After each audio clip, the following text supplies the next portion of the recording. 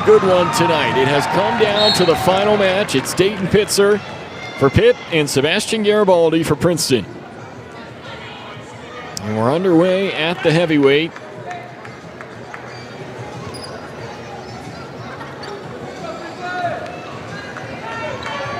Not so much about the career of Max Stout. Pitzer's is just about equally as impressive. The ACC champion from a season ago. Garibaldi's got a hold of his left leg here. Pitzer able to turn around.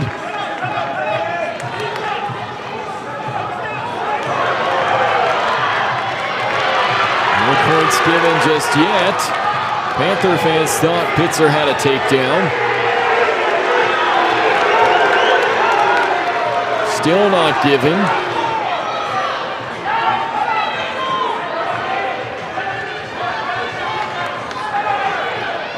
A lot riding on this match. Joe Dubuque, the head coach of Princeton,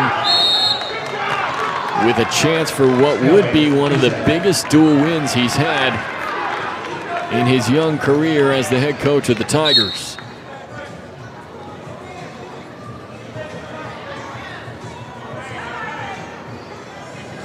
Sebastian Garibaldi, all Ivy League honorable mention a season ago. He had a 6th place finish at the Princeton Open a couple weeks ago.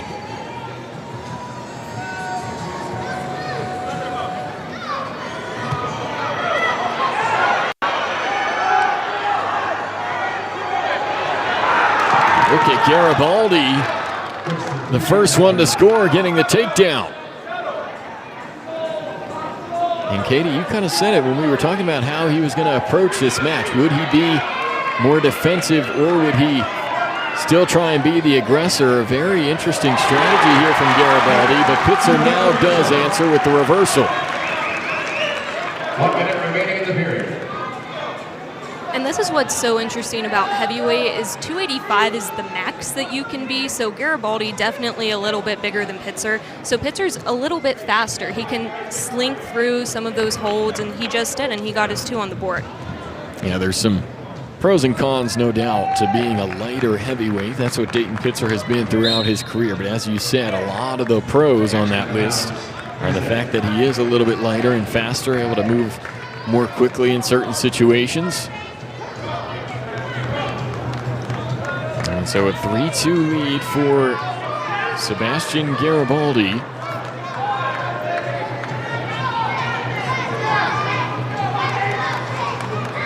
Again, Princeton Tigers with the 19-14 lead in the duel. So unless Dayton Pitzer is able to get this to technical fall territory or find a pin, the Princeton Tigers are going to walk away with an upset tonight. Right now, Pitzer accumulating some riding time.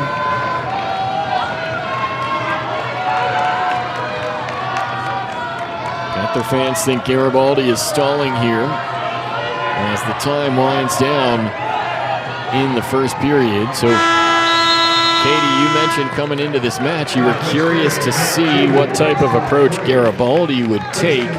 What have you noticed about the way he approached that first period? I think he started off a little apprehensive. He was definitely trying to read Pitzer, see what he was doing. He saw it was open, he took it, he got points on the board, then he lost it very fast. So I think he's rethinking his decision as to how he's going to wrestle this match and how he's going to be able to defend Pitzer.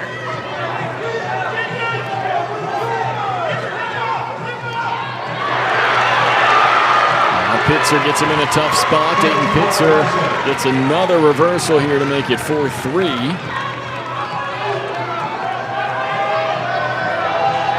Pitzer's tough to wrestle whenever he's on top. He's trying to keep his hips down. Like you said earlier, he's a lighter heavyweight. So it can be hard to keep your opponents down whenever they might weigh substantially more than you do, but he's doing what he can.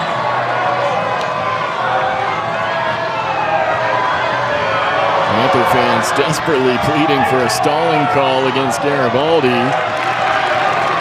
And finally they do get the stalling call against Garibaldi.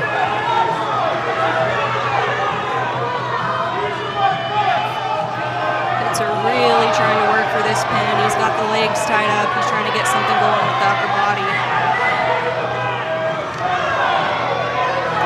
Pin is what the Panthers need if they want to come away with the dual win. Fitzgerald Fieldhouse is not very happy right now.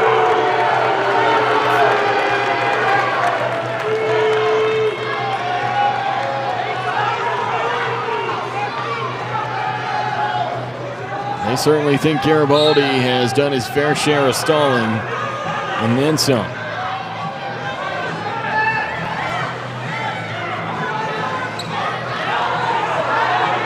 You see these stall calls whenever you're making no moves to work from bottom, and there has been a little bit of that can be argued, I would think. Pitzer starting to turn it around. He's got Garibaldi on his back. Dayton Pitzer! What a pin to secure the win for the Panthers in the final match of the night.